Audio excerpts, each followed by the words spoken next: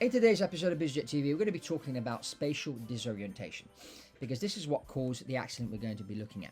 So, as we always do here on BizJet TV, when we look at accidents, we look at what happened, and then we look at what caused the accident and what can be done to prevent it from happening again.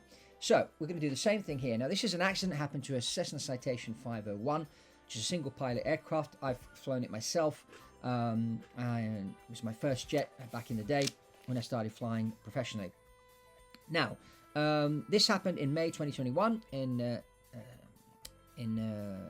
Tennessee, in the United States. There were 2 pilots on board and 5 passengers. The pilot that was flying was the owner of the aircraft. He was rated on the aircraft. He did his training in the simulator of flight safety. Didn't complete the type rating with flight safety. He then went on to fly with an instructor on his aeroplane for a few hours and then got checked out. And in the right-hand seat, there was a newly qualified commercial pilot which wasn't rated on the aircraft, so he was probably there to man the radios and the checklist and that.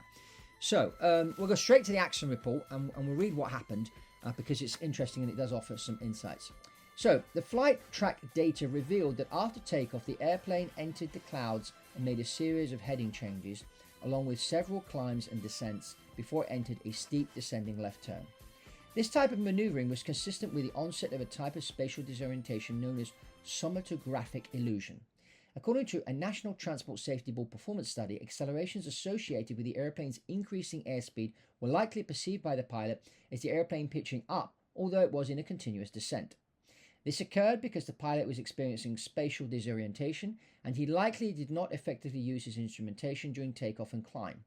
As a result of the pilot experiencing spatial disorientation, he likely experienced a high workload managing the flight profile, which would have had a further adverse effect on his performance.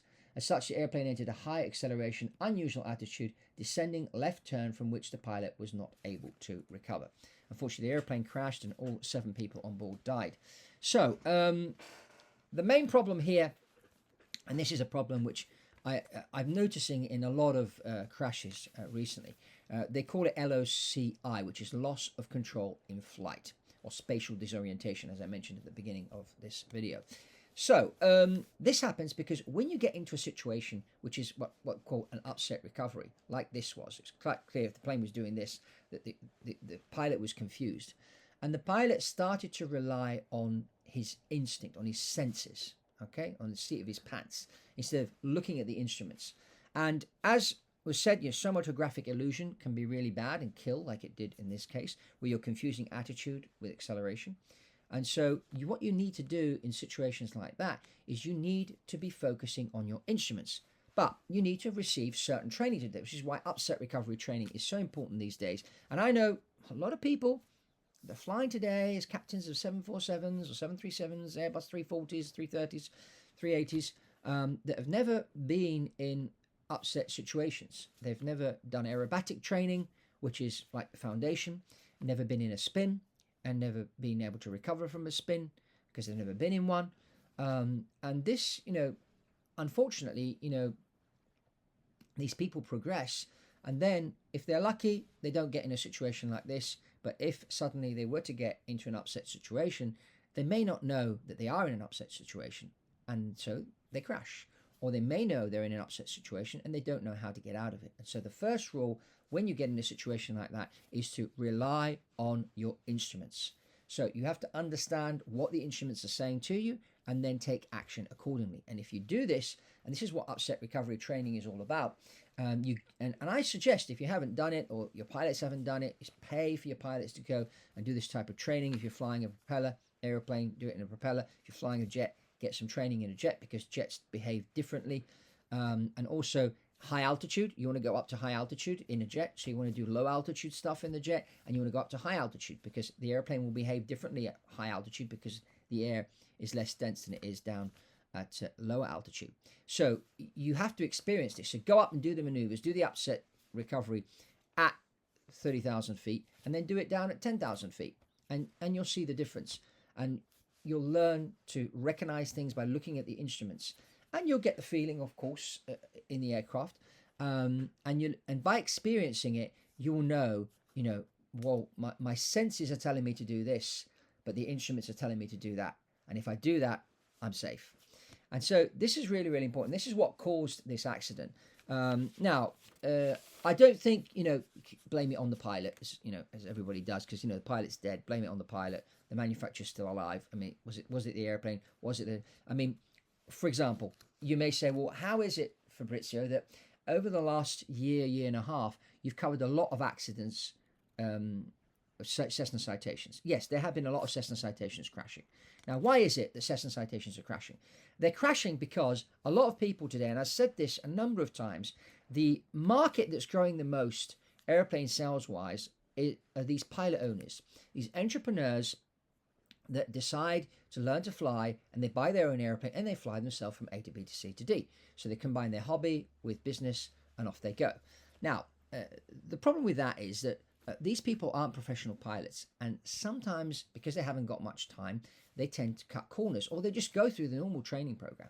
Now, just because the FAA says you need to do these 10 maneuvers according to these parameters, you then become a commercial pilot or an airline transport pilot, doesn't necessarily mean that that's going to keep you safe at all times. So what I always recommend is you need to sort of up the game. And that's why you want to do aerobatic training. You want to incorporate spin training in your private pilot license training. I was told very early on is go and fly many different airplanes. So if you're learning to fly, don't just stick to one airplane. Even in the small airplanes, go and fly 5, 6, 7, 8, 9, 10 different airplanes. They all behave slightly differently, and it will make you a better pilot. And do the aerobatics, do the upset recovery, and simulator training. Very, very important. Simulator training is so important. There's so many things that you can do in the simulator. And today, simulators are very sophisticated in that. And the beauty of the simulator is if you're getting yourself into a situation, the instructor can freeze the simulator, you can stop, you can look at the instruments, you can analyze the situation, you can have a chat about it, ask any questions, and then unfreeze the simulator and off you go. And then you can repeat the maneuver. And so you can see where you're making a mistake. And so that's really, really important. It's important to make mistakes. And the simulator is a great place to do this. So if you are a pilot owner, I would spend time in the simulator, time doing upset recovery training, and understanding the aerodynamics. Also take a professional pilot with you that can help you and coach you maybe 2 or 3 times a month to help you understand and implement what you've learned in the simulator and what you've learned during your upset recovery training. If these people that crashed in this Cessna citation had done this, and even all the other people that have had crashes over the last couple of years had done this type of training, they would still be alive today. And so this is really, really important to understand that, prevention is key, training is key, but a certain type of training is fundamental in order to stay safe. So I'd like to get you to comment here. Let's get the conversation going below. What do you think about this type of accident, and what can be done? What have you done? What type of training have you received? And I hope you enjoyed this video. Give us a thumbs up, and also subscribe to Budget TV if you haven't done so already, and check out this other video of this Phenom 300 that crashed at the beginning of 2023. And that's all from Poli on Budget TV, and I'll see you on the next one.